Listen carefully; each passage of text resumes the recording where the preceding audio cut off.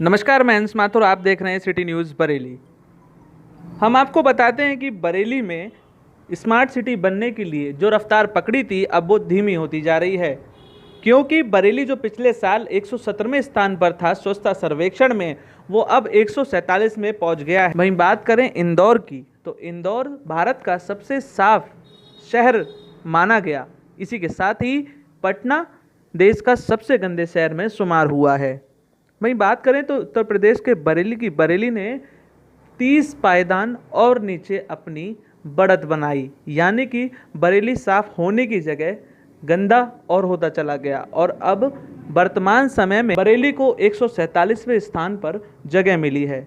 वहीं इस बारे में अधिक जानकारी देते हुए बरेली के महापौर डॉक्टर उमेश गौतम ने बताया। क्या मांग करेंगे कि जो स्वच्छता सर्वेक्षण में 147वें नंबर पे पहुंच गया, 117 पे था, तो आगे क्या सहयोग की मांग करते हैं? देखिए, बरेली वासियों से मेरा एक ही विनम्र आग्रह है कि हम लोग नगर निगम जितनी कोशिश कर रहा है, कभी भी एक तरफ कोशिश करने से कामयाबी नहीं मिलती है। हम लोगों को मिलकर काम करना पड़ेगा। डोर टू डोर जो कूड़ा उठने का काम है, उसमें हम लोगों को कोई भी नंबर नहीं मिल पाया। हम लोग लगातार प्रयास कर रहे हैं कि हर घर तक हम पहुंच जाएं, लेकिन फिर भी बहुत सारे कॉलोनी वाले, बहुत सारे लोग इसका विरोध कर रहे हैं। महीने के 50 रुपये से 100 रुपये के बीच में देने में भी तकलीफ़ हो रही है। पर मैं ये चाहता हूँ कि कूड़ा आप पॉलीथीन बना के नाले में फेंकते हैं, उससे नाले जाम होते हैं, बारिशों में पानी उफलने की समस्या आती है। इसलिए आप अपने शहर से प्यार करिए, अपने शहर से मोहब्बत करिए और डोर टू डोर जो कूड़ा कलेक्शन नगर निगम का चल रहा है उसमें सहयोग करिए, क्योंकि कूड़ा अगर आपके घर से उठ के जाएगा तो जहां उसका निस्तारण होना है वो वहां पहुंचेगा। जगह जगह शहर में गंदगी नहीं दिखेगी।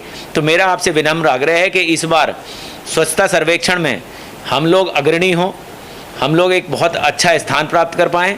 इसके लिए आप लोग सहयोग करिए और नगर निगम पूरी तरह से तत्परता के साथ आपके साथ काम कर रहा है। आइए हम आपको बताते हैं कि पूर्व महापौर IS तोमर ने क्या कहा। मेरा मानना है जिस तरह से नगर निगम में कार्य चल रहा है, अभी 147 पे है, ये हो सकता है 375 तक पहुंच जाए जो लोएस्ट है। जब जनप्रतिनिधि के इंटरेस्ट अलग हो जाएं, अधिकारियों के इंटरेस्ट अलग हो जाएं, शहर से किसी का कोई मतलब ना हो, तो ये स्थिति पैदा होगी। आपने एजेंसियां बदल ली, सब कुछ बदल लिया, कूड़ा उठाने की एजेंसी आपकी जो है डोर टू डोर आज भी सफल नहीं हो पाई है। जगह जगह कूड़े के ढेर लगे हुए हैं। जब डोर टू डोर कलेक्शन शुरू हो जाता है तो किसी भी मोहल्ले में, किसी भी गली में आपका जो कूड़ेदान रखे जाते हैं उनकी आवश्यकता नहीं रहती, वो हटा देने चाहिए, क्योंकि आप घर से कूड़ा कलेक्ट कर रहे हैं।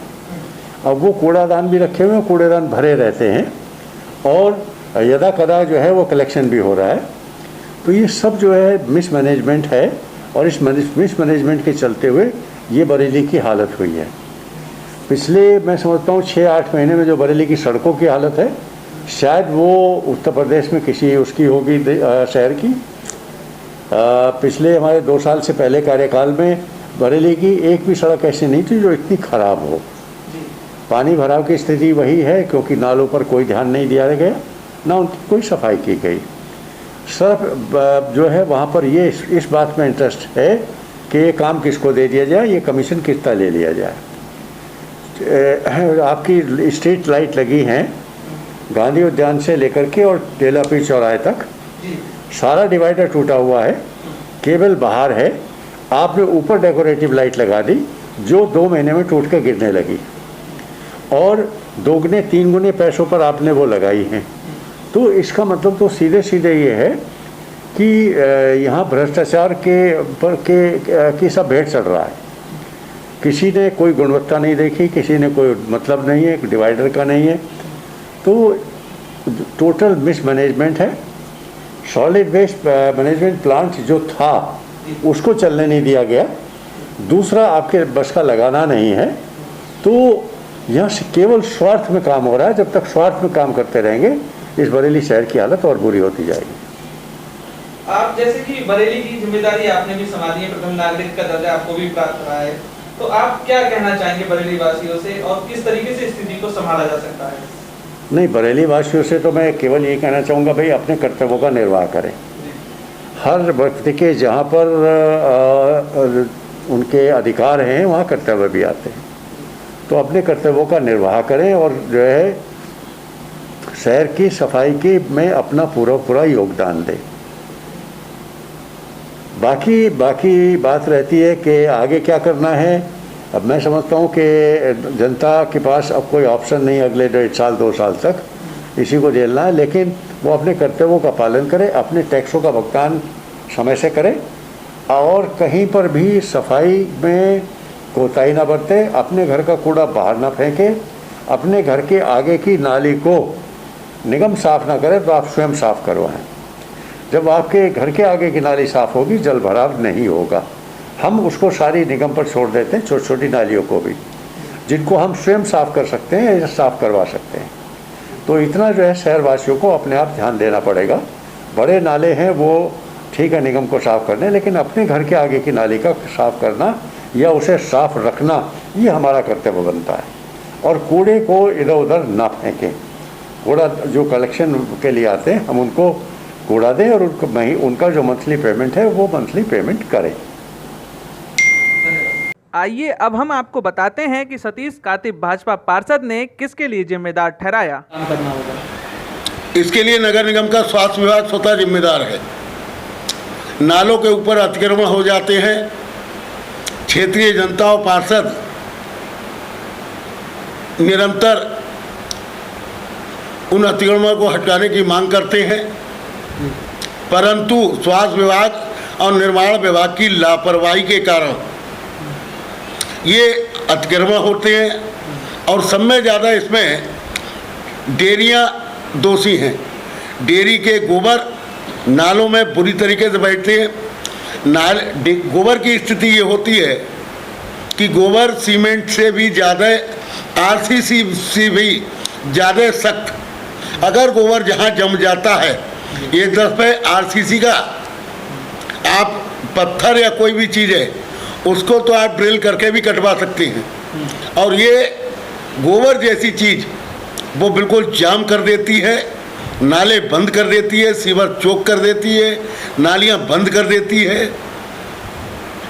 स्वास्थ्य विभाग को चाहिए कि डेयरी वालों के विभाग, पूरे विभाग के द्वारा कठोरतम कार्रवाई हो।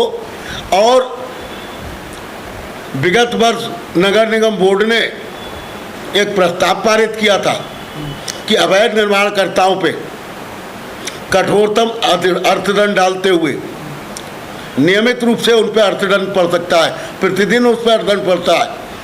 लेकिन नगर निगम के स्वास्थ्य विभाग और निर्माण विभाग की लापरवाही के कारण ये अतिक्रमण बढ़ रहे हैं, गोबर बढ़ रहे हैं, नाले पट रहे हैं, नालियां पट रही हैं। उसके साथ साथ एक वेदना और है। सुबह को पहले हाजिरी लगती थी, सुपरवाइजर क्षेत्र के हाजिरी लेते थे। आज क्षेत्र के सुपरवाइजर हाजिरी ना लेके एक प्राइवेट व्यक्ति के द्वारा 5,000 रुपये प्रतिमाह से देके सब कर्मचारियों को एक स्थान पर एकत्रित किया जाता है। एक स्थान पर एकत्रित करने से जो कर्मचारी विभिन्न क्षेत्रों में हैं वो एक जगह एकत्रीकरण होता है, समय की बर्बादी होती है कि 1.5 घंटा सब लोगों के एकत्रीकरण में लगता है, और वहाँ ऐप के द्वारा हाजिरी ली जाती है। उससे एक तो समय की पता चला, 1.5 घंटे में एक टाइम की हाजिरी, 1.5 घंटे में दूसरे टाइम की हाजिरी, 3 घंटे का समय ये बर्बाद हुआ। 8 घंटे में 3 घंटे निकल गए, रह गए 5 घंटे। 5 घंटे में भी जब गंतव्य हाजिरी स्थल पे आएगा, गंतव्य पे जाएगा, उसमें फिर वो 1.5 घंटा बर्बाद हुआ। तो 8 घंटे में रह गए काम के 3 घंटे। 3 घंटे में कर्मचारी कितना काम करेगा ये स्वतः देखने की बात है। और अधिकारी इसमें कोई चिंतन नहीं करते हैं, दोष कर्मचारी पर मढ़ा जाता है। और यही कारण है कि आज शहर में सफाई ध्वस्त हो गई है और हमारी रैंक 149 पे पहुंच गई। इन अधिकारियों को बधाई कि इस गड्ढे में लाने के लिए। उसके साथ साथ जब कर्मचारी एक स्थान पर एकत्रित होते हैं तो कोविड-19 का भी उल्लंघन होता है, धारा 144 का भी उल्लंघन होता है। एक स्थान पे 2 गज की दूरी, मास्क है जरूरी का भाषण तो अच्छा लगता है, लेकिन इसका अनुपालन कहीं नहीं होता है। उसके साथ साथ प्रशासन द्वारा दी गई गाइडलाइन कि जहां धारा 144 लागू है वहां 4 या उससे अधिक व्यक्ति एकत्रित नहीं हो सकते, उसकी भी खुली अवहेलना की जाती है। माननीय जिला मजिस्ट्रेट महोदय के आदेश की सीधी नगर मजिस्ट्रेट के आदेश की अवहेलना है। धारा 144 का उल्लंघन है, कोविड-19 को बढ़ावा देना है, शहर की व्यवस्था ठप करने में इतने ही कारण काफ़ी हैं। अभी तो 149 पर पहुंचा है, अति शीघ्र 249 से भी आगे होगा इन अधिकारियों की निर्माण विभाग और स्वास्थ्य विभाग की लापरवाही के कारण। इसके साथ ही व्यापारी नेता राजेंद्र गुप्ता ने कहा कि इसके लिए प्रशासन जिम्मेदार है, इसके साथ ही जनता भी जिम्मेदार है। आइए सुनवाते हैं उनकी बात। ये व्यवस्था की थोड़ी सी खामियां रही जी, ये हमारा शहर स्वच्छता के रैंक में काफी नीचे आ गया, जो हमारे लिए बरेली के सभी नागरिकों के लिए बहुत शर्मनाक है। निश्चित रूप से हमें जागरूक होना पड़ेगा और जो इससे संबंधित एजेंसियां हैं, विभाग हैं, व्यवस्थाएं हैं, उनको भी जागरूक होना पड़ेगा। संसाधनों की कमी नहीं है, सिर्फ आत्मबल की कमी है। अगर आत्मबल सही से प्रयोग किया जाए, संसाधन पूरे हैं और थोड़ी सी जागरूकता लाने की आवश्यकता है। अगर ये सारी चीजें हम कर लेंगे तो निश्चित रूप से बरेली में हम और अच्छे स्थान पर आ सकते हैं। वैसे इस समय स्वच्छता के मामले में जगह जगह सफाई की, कूड़ा उठाने की व्यवस्था बहुत बेहतर चल रही है। इससे संबंधित नगर निगम को इसमें विशेष ध्यान देना पड़ेगा और साथ में हमारा नागरिकों से भी आग्रह है, जो कि जब हम बरेली के रूप में स्मार्ट सिटी में आ चुके हैं तो हम नागरिकों को भी थोड़ा सा स्मार्ट होना पड़ेगा और अपने कर्तव्य के प्रति जागरूक होना पड़ेगा, जिससे कि हम इन व्यवस्थाओं को स्वयं भी सुधारने में सहयोग कर सकते हैं। ठीक है, धन्यवाद। Thank you. वहीं राजेश अग्रवाल पार्षद सपा दल ने अपनी बात रखते हुए कहा कि नगर निगम के अधिकारी के साथ साथ नगर निगम इसके लिए स्वयं जिम्मेदार है। देखिए, नगर निगम बरेली स्वच्छता के ऊपर जो धन खर्च करता है वो सिर्फ एजेंसियों को, अपने मिलने वाली एजेंसियों को ठेके देता है, जो सही काम नहीं करती। पहले एक हरी भरी एजेंसी आई थी जिसका हमने काफ़ी विरोध किया था और वो डिफ़ाल्टर होके चली गई। उसके बाद और एजेंसियाँ आई और वर्तमान में अब नई एजेंसी आ गई। लेकिन बरेली में काम जो है किसी भी एजेंसी ने आज तक अच्छा नहीं किया। सफाई कर्मचारी जो हैं हमारे, वो तो कुछ काम करते हैं, लेकिन प्राइवेट रूप से जब एक ठेका दिया जाता है तो ये मानकर दिया जाता है कि जनता को एक अच्छी सुविधा मिलेगी, लेकिन हर बार वो सुविधा ना मिलके जनता के संग छलावा होता है और जनता जो अपनी प्राइवेट सफाई करा रही होती है वो भी उससे महरूम हो जाती है, क्योंकि वो हटा देती है अपने पर्सनल कर्मचारी और हमारे निगम के लोग काम नहीं करते हैं जो ठेकेदार होते हैं। नगर निगम में सबसे मुख्य वजह भ्रष्टाचार है, भाई भतीजावाद है कि मेरे मिलने वाले को ठेका मिल जाए। नगर निगम का टोटल पैसा बर्बाद किया जा रहा है। डीजल 7 करोड़ रुपए साल का हम लोग लगाते हैं सफाई के नाम पे। हमारे बजट का आधा पैसा सफाई पे जाता है और शहर की स्थिति 7 करोड़ का जो डीजल लग रहा है वो किन किन वाहनों पे लग रहा है? वो हमारे टेम्पू हैं, हमारे जेसीबी हैं, ट्रैक्टर ट्रॉली हैं, उन सब पे लगता है, जो कि प्रतिदिन जो कूड़ा उठाने का काम कर रहे हैं। जी। और मैं आपको बताऊं, मैं पिछले 5 साल से एक आवाज़ उठा रहा हूं लगातार, वैसे मुझे 25 साल होने आ रहे हैं नगर निगम में, कि जब सीएनजी गाड़ियाँ सब शहर में चल रही हैं और नगर निगम पे बहुत जगह है, एक कंपनी गार्डन गांधी उद्यान के पास और एक राजेंद्र नगर में हम सीएनजी पंप लगा के ये डीजल की चोरी का खेल रोक दें और हमारी गाड़ियाँ कन्वर्ट हो जाएं डीजल से सीएनजी में, तो हम शायद 2 करोड़ रुपए साल की गैस नहीं जला पाएंगे और जो ड्राइवर बनने का एक चार्म है वो ख़त्म हो जाएगा। सफाई कर्मचारी काम नहीं करना चाहता है, वो ड्राइवर बनना चाहता है, उसके लिए वो मोटी रिश्वत देता है और वो मोटी रिश्वत देके ड्राइवर बन जाता है और फिर वो डीजल की पर्ची का खेल शुरू होता है।